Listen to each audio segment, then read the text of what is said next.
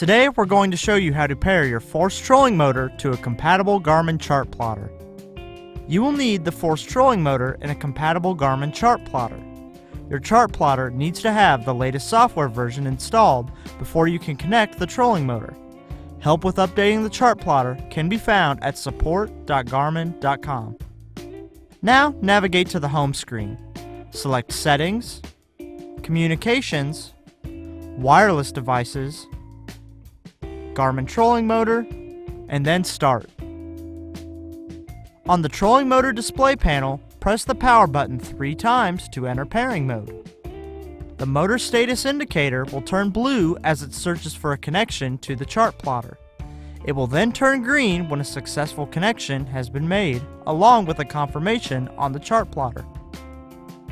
After the Chartplotter and trolling motor are successfully connected, navigate back to the home screen. Select Charts, Fishing Chart,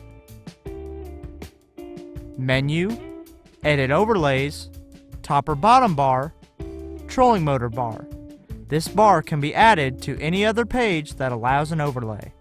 This will enable full control of the trolling motor from the Chartplotter.